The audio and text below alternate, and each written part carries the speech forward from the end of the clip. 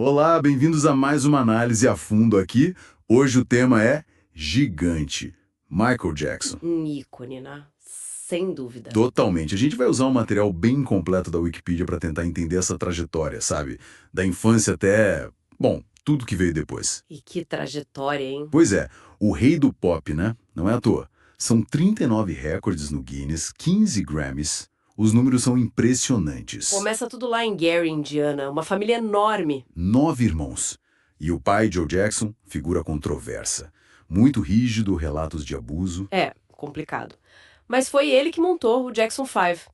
E o sucesso na Motown foi... Meteórico. Tipo I Want You Back, ABC. Coisas que a gente ouve até hoje. E o Michael, criança ainda, já era diferente, o talento era óbvio. Tanto que logo começou a carreira solo, né? Em paralelo com o grupo. Exato. E aí vem a transição pra valer, né? Com Off the Wall, em 79. A parceria com Quincy Jones. Isso foi chave. Totalmente. Ali ele achou a identidade solo dele, sabe? Foi um sucesso de crítica, de público. Um marco. E foi nessa época a primeira plástica no nariz, né? Depois de um acidente, parece. Isso, ele alegou isso.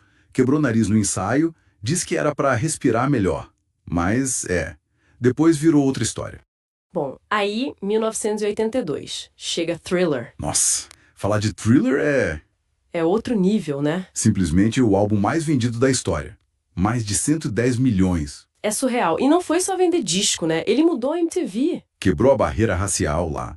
Billie Jean tocando sem parar. Foi um divisor de águas. E Beat It, com Van Halen na guitarra. Misturar rock pesado com pop daquele jeito. Revolucionário. E o Moonwalk. A estreia no Motown 25. Icônico.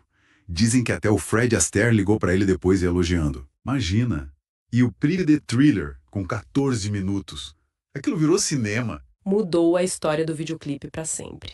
Bom, mas aí também vieram momentos tensos, né? Sim, tipo o acidente na gravação do comercial da Pepsi em 84. Queimaduras sérias. É, no couro cabeludo, muita gente acha que isso contribuiu pro vício em analgésicos depois. Faz sentido.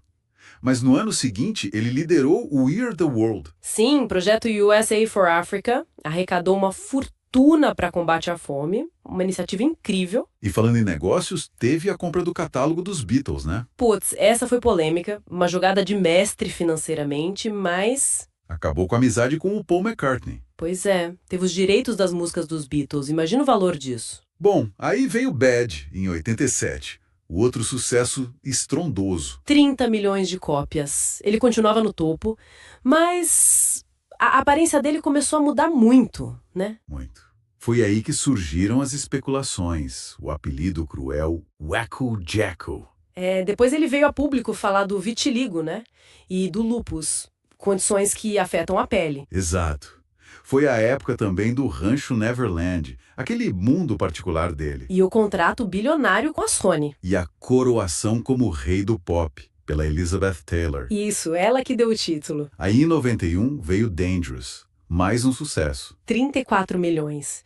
E o clipe de Black or White, aquela tecnologia de metamorfose. Incrível para a época.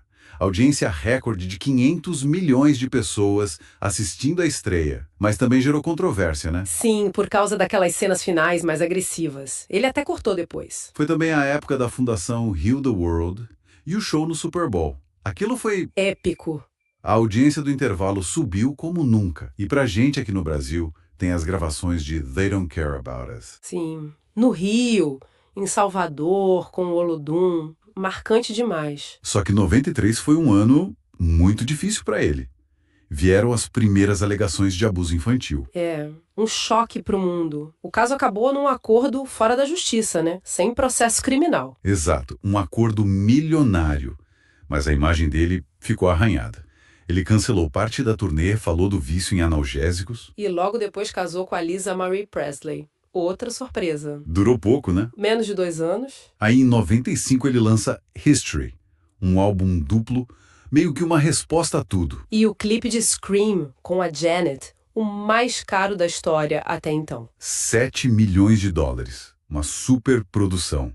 Depois do divórcio, ele casou com a Debbie Rowe, a enfermeira. E tiveram 2 filhos, o Prince e a Paris. Sim, embora a própria Rowe tenha dito depois que foi inseminação artificial, que ele não era o pai biológico. Uma situação complexa. E ainda teve o terceiro filho, Blanket, em 2002, por barriga de aluguel anônima. A vida pessoal sempre muito exposta. Com certeza. Os últimos anos foram conturbados, teve o Invincible em 2001, com briga com a Sony, O documentário Living with Michael Jackson, em 2003, que foi bem polêmico, e que levou a novas acusações e ao julgamento de 2005. do qual ele foi absolvido de todas as acusações. Parecia que ele ia dar a volta por cima com a turnê This Is It em 2009. É o grande retorno. Mas aí veio a tragédia. A morte súbita pouco antes da estreia. Overdose de Propofol, né? Um sedativo fortíssimo. A comoção foi global. Bilhões assistiram ao funeral. E o legado? Continua sendo debatido. O sucesso comercial póstumo é inegável. Ele continua vendendo muito. Mas as controvérsias não acabaram. O documentário Living Neverland, em 2019, Trouxe novas alegações muito fortes de outros 2 homens. Reacendeu tudo. gerou processos negativos da família, do espólio, uma batalha que continua. Exato.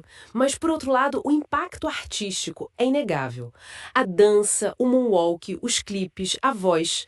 A influência dele é gigantesca. É uma figura, Única. uma trajetória que vai do céu ao inferno, né? Inovação, sucesso absurdo e polêmicas muito, muito profundas. O que nos deixa pensando, né? Considerando tudo isso que a gente viu nas fontes, esses extremos, como a história vai lembrar Michael Jackson? Será que a arte genial vai se sobressair? Ou as sombras das controvérsias vão definir a memória dele? Uma pergunta difícil. Talvez a resposta ainda esteja sendo escrita.